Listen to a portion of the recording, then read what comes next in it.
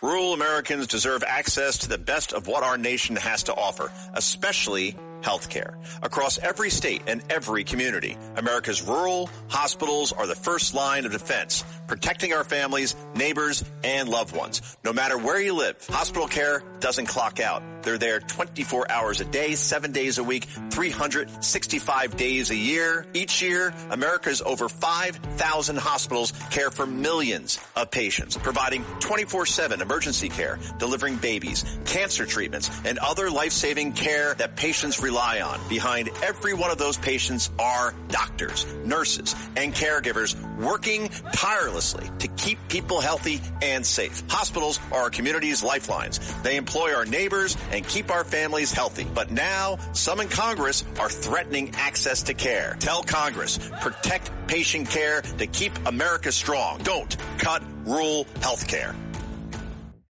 Hey, it's Sterling K. Brown from the Hulu original series Paradise. The next chapter begins as Xavier's search for his wife takes him above ground, and what he finds will change everything. It was never just about the bunker. Tune in and discover the truth lies outside.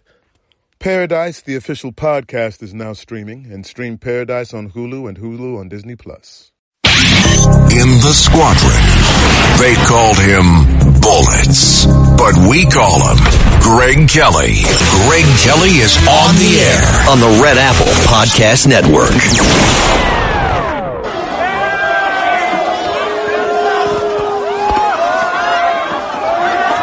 Can't believe it.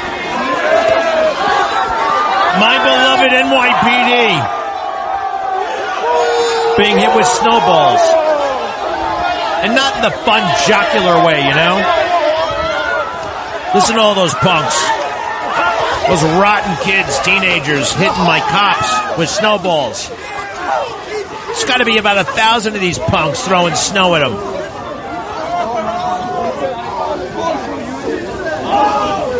Unbelievable. Feel bad for these guys. How you accomplish Taunting them verbally. You're listening to basically a riot. A riot. 1,000 off from school. Ouch. Some of this has got to really hurt. They're throwing horrible pieces of ice, snowballs. Now, I can tell it doesn't hurt that bad because the snow yesterday wasn't like, if you make a snowball, it's not going to hurt you. And you can tell the way these guys are, when they hit, they're hit. But it's just utterly disrespectful. It's the worst. And if you don't respect authority, what do you respect? You know what I mean? You start to lose a civilization. That's what's been going on for about 15 years when it was suddenly understood that law enforcement was the problem, not criminals, right? That institutional racism was responsible for everything. All of that stuff.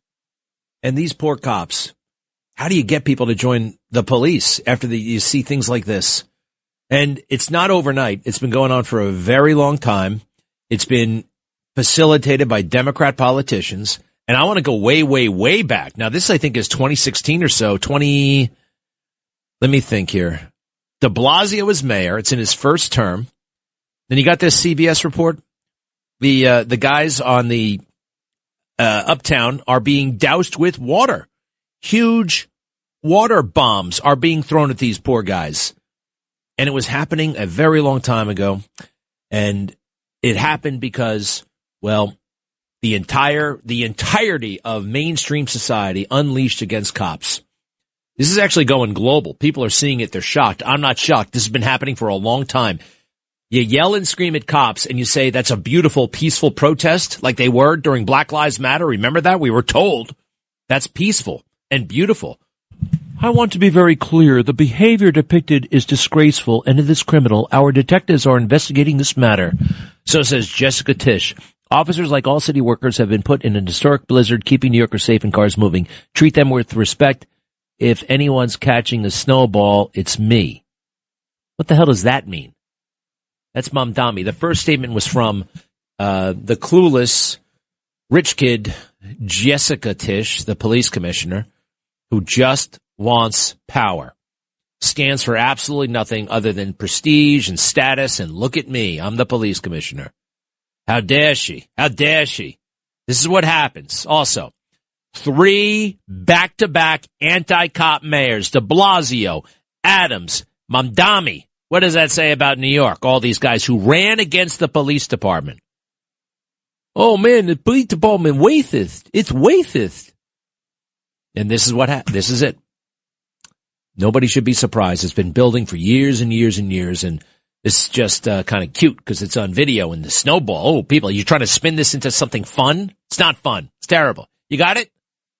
See what you can do about that if you don't mind. Hey, the other thing, this is weird. It just came down a few moments ago.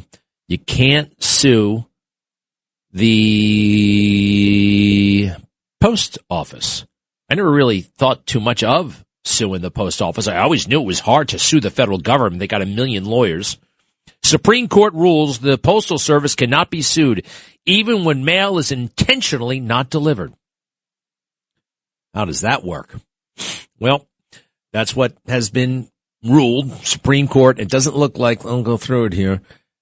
There have been many, many, many cases of weirdo mailmen, putting the mail in their attic and not making their mail runs. You would think that that's a pretty solid case you could sue. It's next to impossible to sue the federal government. It's one of the reasons why I'm so happy that my friend Aaron Babbitt was able to settle with the federal government in the wrongful death suit he was waging against the government for the death of Ashley Babbitt. Good for him. Got a nice multi-million-dollar settlement. But that doesn't, even though you have an ironclad case, it doesn't mean you're necessarily going to win because they've got unlimited lawyers, and there's actually an area in the law where they think it's illegal to sue the federal government. Just by being a citizen, you surrender your rights. No, you don't. No, you don't. How did they rig this? Coming off the other decision the other day about the tariffs, politicians in robes. That's what they are. Hey, do you want to hear I am so worried about my friend. I've talked about it before. I'm sorry.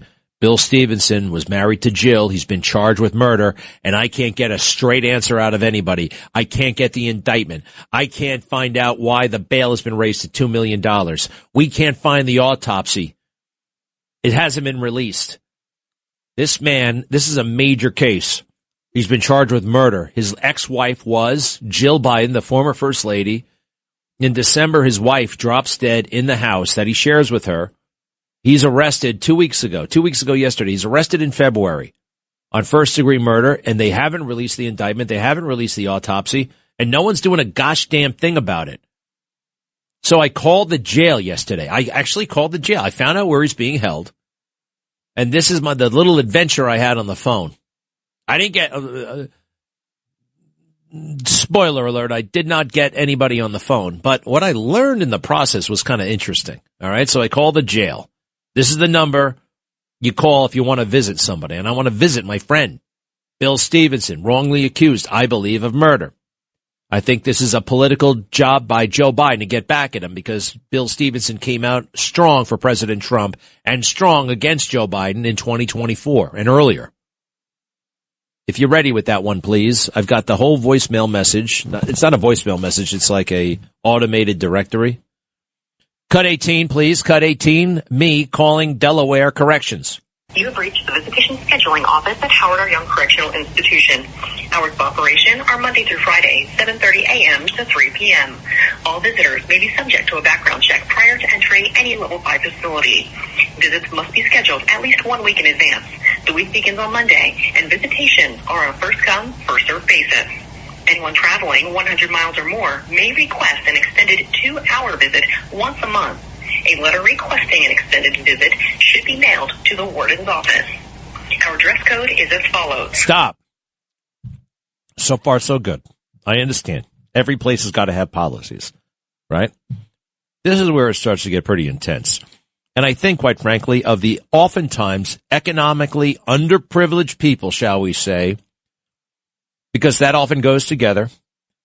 A family member commits a crime, sometimes, disproportionate poor people. Everything's about, they can't afford ID. They can't bring ID to vote. But can you go through all of this crap to visit a loved one in jail? Imagine how stressful that is. Your brother's in jail. Your father's in jail. Your son is in jail. Then you got to put up with this nonsense. Skirts, shorts, and dresses must be no higher than the knee. No spandex, low-cut, or revealing clothing. Shirts must cover the torso. No leggings, tights, or yoga pants. Blouses and dresses must have sleeves. All visitors are subject to a metal detector search at the time of the visit. Security staff may request a more intense physical search if deemed necessary. Should visitors refuse to comply, they will be denied entrance and ordered off the property. Can you imagine being kicked out of jail? They won't let you. They won't let you in. Wait, whatever clothes I'm wearing, it's better than what you guys got. Prison uniforms. Keep going. Money orders are no longer accepted in person during visits and are no longer accepted via mail to the facility. If you wish to add funds to an inmate's phone or commissary account, please utilize the kiosk in the lobby. Did you hear that, by the way? You can add money to the inmate's phone? Is that what they said phone? I didn't know inmates have phones. I know Bill doesn't. I keep calling. It goes right to voicemail. Keep going. Is open daily, 8 a.m. to 6 p.m., and no prior appointment is necessary to use the kiosk. Cash and credit card and debit cards are accepted. The offender's SBI number is required. Funds typically show in the account within 24 to 48 hours. Funds will also be added online at connectnetwork.com. Keep in mind, I just want to know how I can get in the jail to see this guy, and they tell you everything else that you don't need necessarily. Then again, I know this is not a prison. This is a jail. This is temporary. All right? Temporary. Keep going. .com. When depositing money orders online, please print the deposit form. You will need to make a deposit form payable to GTL. Hey, stop. You got to print the form. You got to print it. I've never been able to do that in my life. I've never been able to download something and then print it. And that, talk about exclusionary, right? I mean, there are a lot of, that whole thing, you got to install the printer. What do you mean install it? I plugged it in. How do I install a printer? Install the printer. You got to install the printer on your computer. The thing's crazy. Keep going. And include the offender's first name, last name, and SBI number. Then mail the form to GTL at P.O. Box 2827, Mobile, Alabama 36652-2827. If you need further assistance, please call GTL customer service at 1-800-650-4249. Failure to adhere to the facility rules, regulations, and visitation policy may result in your visitation privileges being revoked. See, getting kicked out. For more information on visitation at the Howard R. Young Correctional Institution, please go to doc.delaware.gov. I just want to go see the guy. To replay this message, press 2, or continue to hold for the next available operator. So watch what happens Wait now. while I transfer your call. What do you think happens?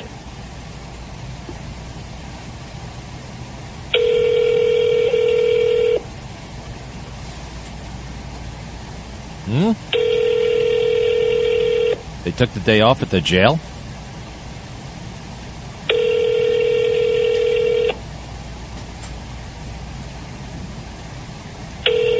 Pick up!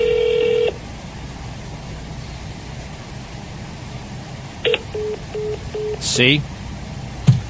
Didn't get through. Can you believe that? Didn't get through. After all that, I called 15 times. 15 times. What am I going to do? What do I do? What are my options here? I've called the lawyer. I've written the lawyer. I'm trying to get into the jail. This guy's got no friends anymore. When you get charged with something big, a lot of people drop you like that. Not me. That's not how I roll. Not me. And the other thing is, all these wussies who live in Delaware, guess what? They're afraid of Joe Biden. Ooh, Joe Biden. You know what? Maybe in 1972, but this is America 2026. And that dinky little state better shape up real fast, or I'm going to come down there and straighten a few of you guys out myself. I'm going to give you a talking to, a very serious talking to. No, serious, I don't know what to do. Now, I got a national lawyer who's kind of looking into this thing, but guess what? These guys, no one's going to get me to, they need money. Right? How do I get somebody to go to Delaware for free? Right? Who, oh, by the way, doesn't even, hasn't been invited. We don't know what the hell is going on. I'm so concerned. I think they want this guy to kill himself. I think they may kill him. I think a lot of horrible things could happen. And I don't know. Please help. 800-8489-222. 800-8489-222. I may have to start a GoFundMe, but you know how those things goes. They seem to be very problematic and controversial, but maybe necessary. I'll be right back. Greg Kelly on the Red Apple Podcast Network. I'm all for the Olympic team, the American Olympic team, and that lady Alicia Gu. No, we don't like Gu. We like Liu. Alicia Liu. That's the nice American Winter Olympian. She's the one who won the ice skating to that beautiful song by Donna Summer. Wow. And that was great. And the American hockey team, I just didn't even know the American hockey team were contenders until like after they won the gold. I had no idea. It's a little bit the way our society is right now. It's all fractured and broken up, and a million different people are everybody's looking in different directions. There's not one thing that's kind of capturing our interest anymore. We all have our own passions, and our phones deliver and curate those pieces of information. Very few things kind of transcend where everybody's interested. I guess we're all kind of interested now, but not in the run-up. I do remember 1980. Do you believe in miracles? Yes. And that was just so different. I don't know the name of one guy on this team. I remember Jim Craig. He was the goalie on the Olympic team, Miracle on Ice. Anyway, kind of interesting how that happens, right? Who's this? Ted, hi. Hey, good afternoon. Got a suggestion for you. Mm-hmm. Why don't you ask John Catsimatidis to sign looking into Bill Stevenson's case for have Alan Dershowitz do it? Well, Alan Dershowitz is his own man. You know, he's got his own schedule up there. I love Alan Dershowitz, but you just can't call him up and say, hey, I'd like you to do this. I've done that before, and it doesn't work, right? I mean, just like if I called you up and I had a random assignment for you, you wouldn't necessarily want to do it. And John has his hands full. That's not. I need somebody in Delaware, man. I need somebody who has some situational awareness in Delaware. And even if I had Alan Dershowitz, and I got a guy kind of like Alan Dershowitz, then what? It's interesting. We have to make contact with the defendant. And we have a lawyer who says he's the lawyer, but he's not getting back to us. He's not returning our emails or our phone calls. So it's not as easy as you might think. Just find somebody. No, it doesn't. I wish it did, but it doesn't. Can't just get Alan Dershowitz to go to Delaware, Anyway, we're going to figure this out. Well, we better. It's literally a matter of life and death. Thank you for the suggestion. To be continued.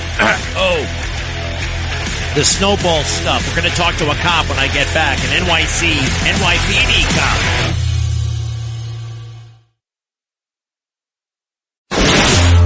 Greg Kelly, entertaining and informative on the Red Apple Podcast Network.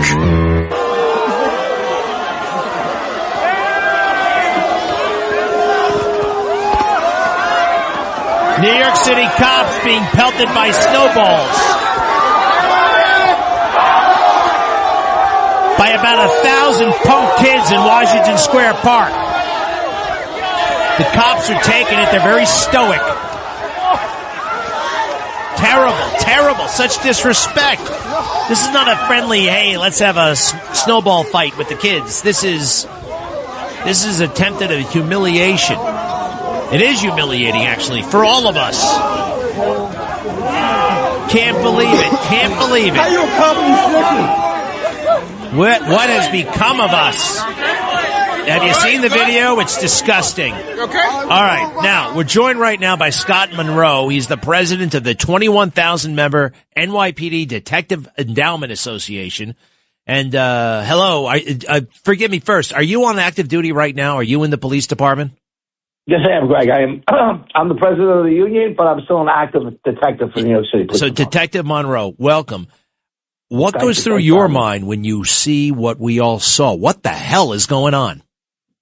This is, we're in bad times. Last week, I put out an article. We put an article out in the Post that we have people coming up, videoing our people out on the street in their faces, putting out their information, their personal information. We just reached out to the Senate and the Assembly, and we're getting a bill written right now as we speak to charge them with a Class A misdemeanor. This has to stop. This is just the beginning. This is like broken windows.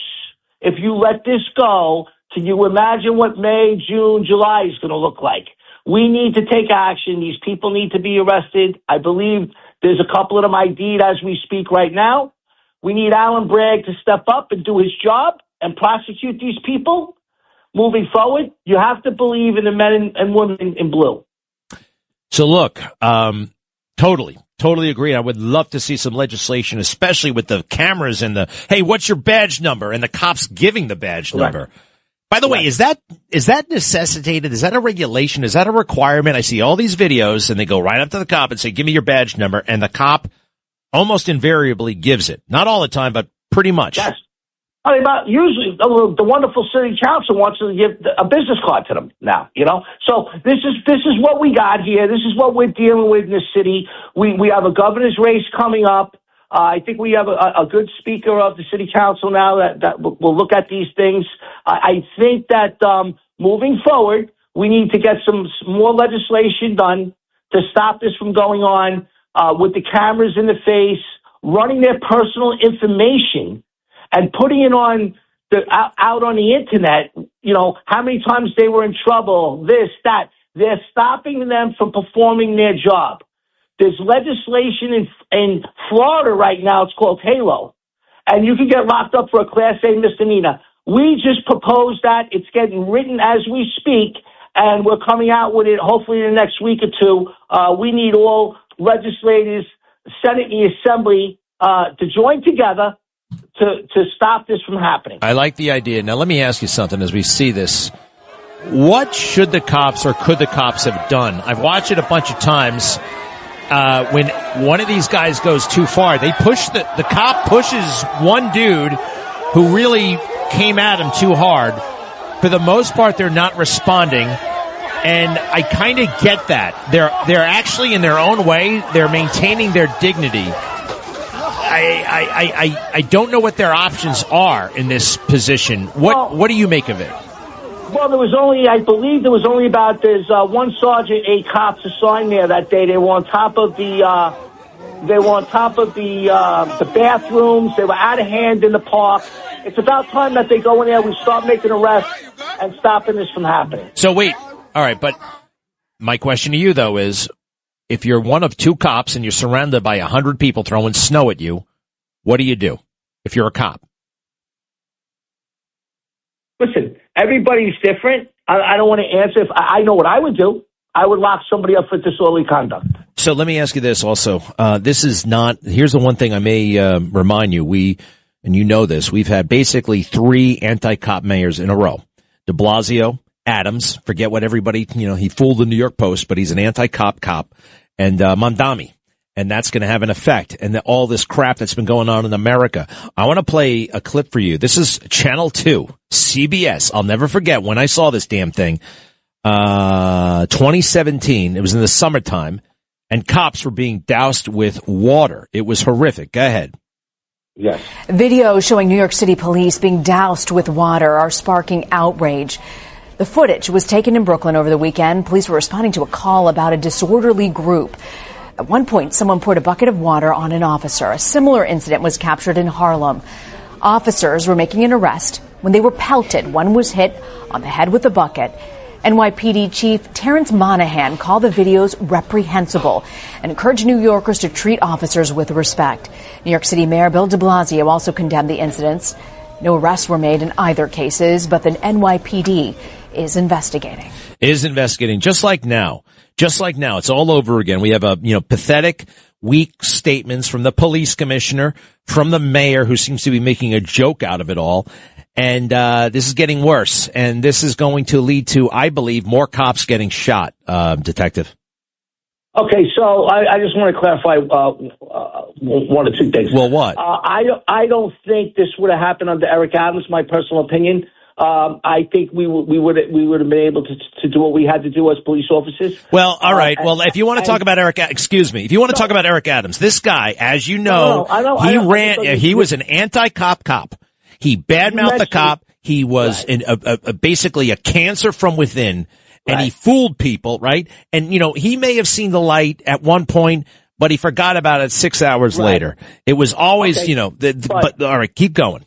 I don't want to, I'm not getting into Eric Adams. I just wanted to say that this union had a very good rapport with the mayor, Eric Adams. But I will tell you, moving forward with this should not be happening anywhere. The mayor, we think it would be funny because my detectives of this union, they're not my detectives, they're members of this union, guard the mayor every day, and also Alan Bragg, and also the governor. So if they would like that to happen to them, I don't know. Is it funny? I don't know. Ooh, that's interesting. It's NYPD detectives who guard those guys? Yes, they are. Very interesting. Very interesting indeed. Wow. So, I mean, what could you... I don't know if that's funny or not. It's not funny. No, I don't think so. I don't think it's ever funny because you know what? Those men and women, Greg, came to work yesterday with 3 foot of snow, whether they lived in Long Island or they lived upstate. They still came to work every day to protect and do law and order in New York City. That I will tell you. They weren't home. They didn't get a snow day like the DA's office. Here's what he wrote. Yesterday. Here's what Mamdani writes. I've seen the videos of kids throwing snowballs at NYPD officers in Washington Square Park. Period. Okay, period. He's seen the videos. Next paragraph. Officers, like all city workers, have been out in a historic blizzard, keeping New Yorkers safe and cars moving. Period. Next paragraph. Treat them with respect. If anyone's catching a snowball, it's me. That's the joke. I guess that's the joke. And this catching thing, you know what that's liberal talk for? That's liberal talk for getting shot.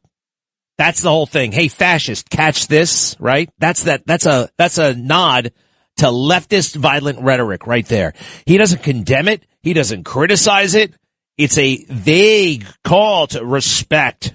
Respect. Man, this guy is terrible. Man.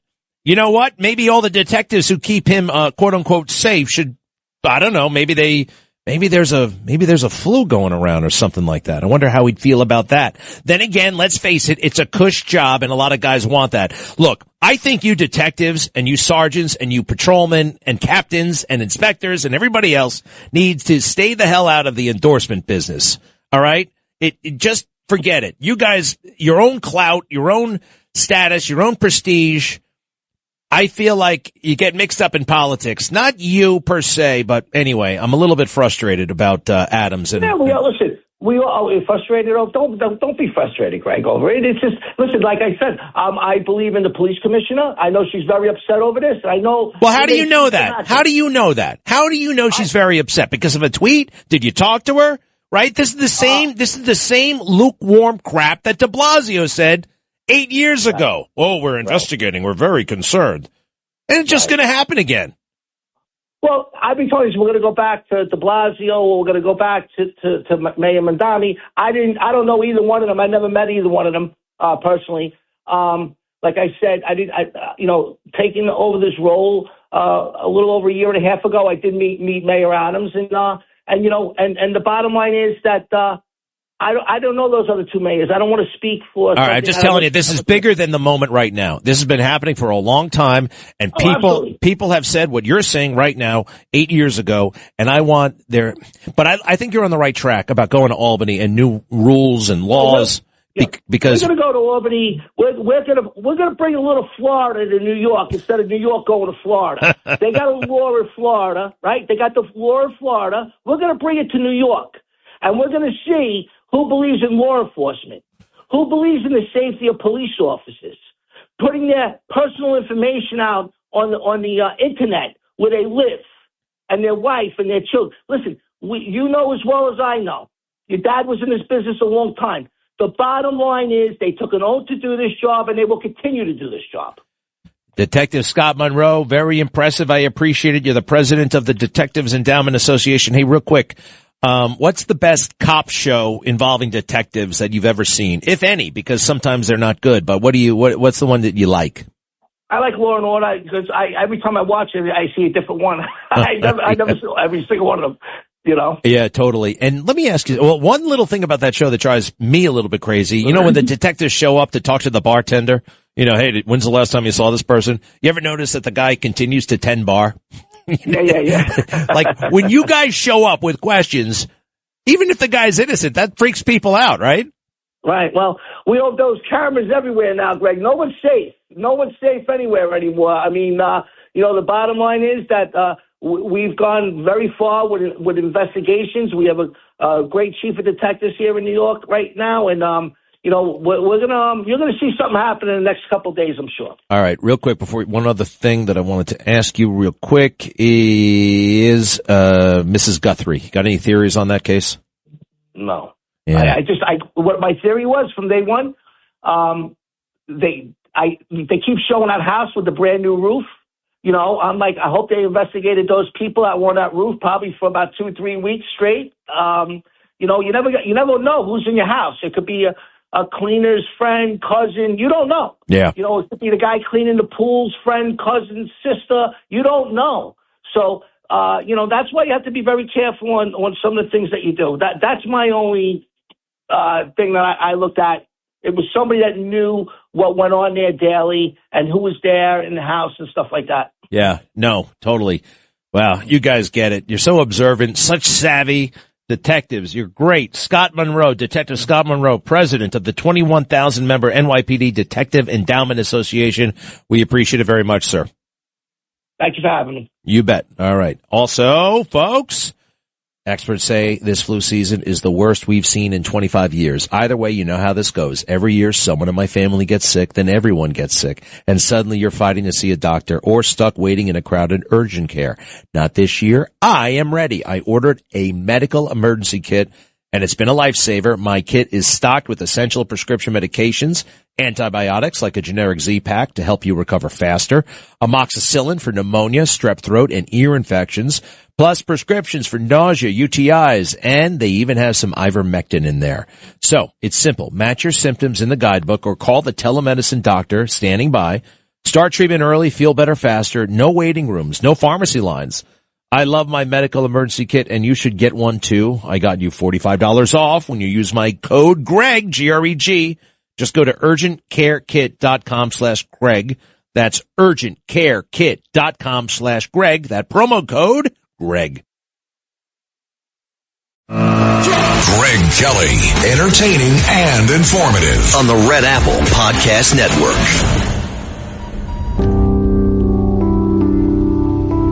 Hauntingly beautiful.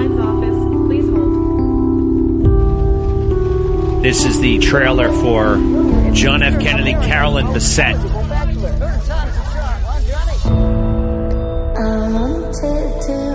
JFK Jr. John, I want to introduce you to Carolyn Bessette. Ooh. Chemistry. Carolyn, this is John Kennedy. Hot!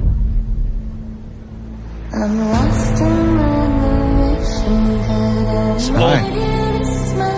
Sorry, is this a bad time? What's going on? JFK Jr. was just here to see Carolyn. How old were you when you realized you were the son of a president? I don't think anyone's ever asked me that before. So this show is, all the girls are talking about this show. Every, A lot of trade-offs being with someone like that. Ooh. Shiny people, they belong to everyone. Yeah, they was always fighting about some dog in the park. There's your world. And then there's mine. Every story needs an angle. A happy couple doesn't sell papers. There isn't enough exposure in the world to prepare a woman to be your wife. Was he having an affair? It's not a question of if I want to spend the rest of my life with you. It's a question of if I'm cut out to be Mrs. JFK Jr.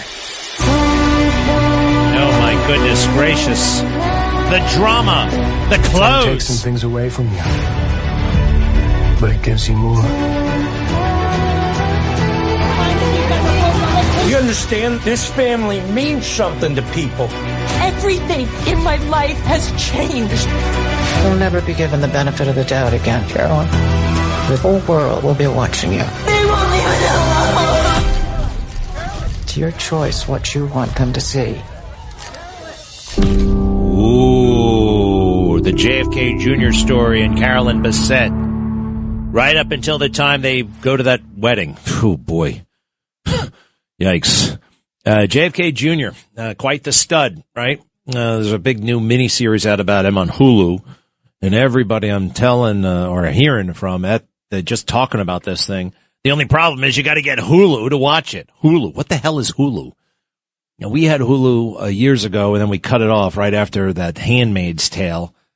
I watched The Handmaid's Tale, 3 episodes of The Handmaid's Tale, right up until Fenway Park. Anybody remember that? And all those nuns going to Fenway Park to hang them. Oh, it was like, I don't need this. Cancel Hulu.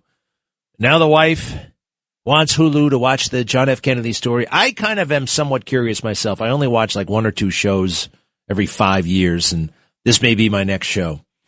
John F. Kennedy Jr., son of the president, probably never really remembered him because he was too young. He was under 3. I don't know if you remember anybody under 3. That's when they say you start making memories. That's kind of wild, though, right? To be the son of JFK and Jackie, right? And to look the way he did. Let's face it, the guy was a bit of a hunk, a beefcake. And I never met him, but I did see a couple of interviews here and there, and there was something emotionally intelligent about him. People like to say, oh, he was dumb because he failed the bar exam.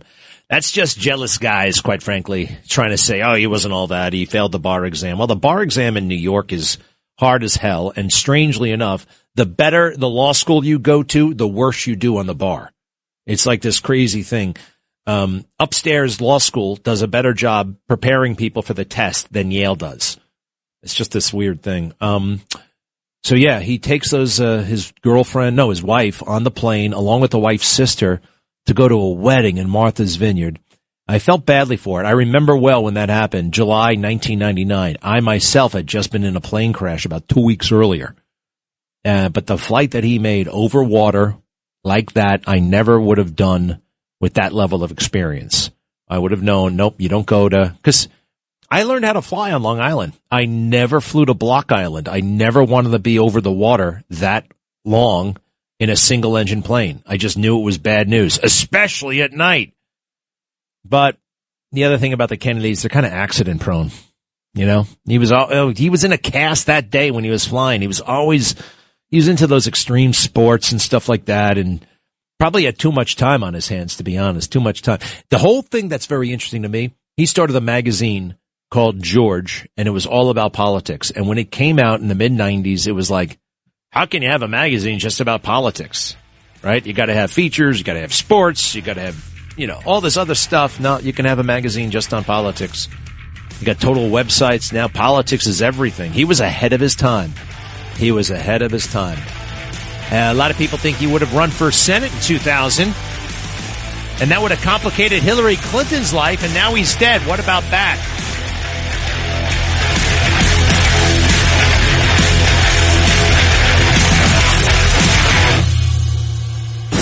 Thanks for listening to The Greg Kelly Show. You can hear The Greg Kelly Show weekdays at 12:15 on 77 WABC. If you like the podcast, share it with your friends and listen anytime at WABCRadio.com and download the WABC Radio app. Hit that subscribe button on all major podcast platforms. Plus, follow WABC on social on Instagram, TikTok, Facebook, and X. See you next time for a new episode so you never have to wonder. What the heck is going on here? Rural Americans deserve access to the best our nation has to offer, especially when it comes to healthcare. Across every state and every community, America's rural hospitals are the first line of defense, protecting our families, neighbors, and loved ones. No matter where you live, hospital care doesn't clock out. They're there 24 hours a day, 7 days a week, 365 days a year. Each year, America's over 5,000 hospitals care for millions of patients, providing 24/7 emergency care, delivering babies, cancer cancer treatments, and other life-saving care that patients rely on. Behind every one of those patients are doctors, nurses, and caregivers working tirelessly to keep people healthy and safe. Hospitals are our community's lifelines. They employ our neighbors and keep our families' health. But now, some in Congress are threatening access to care. Tell Congress, protect patient care to keep America strong. Don't cut rural health care.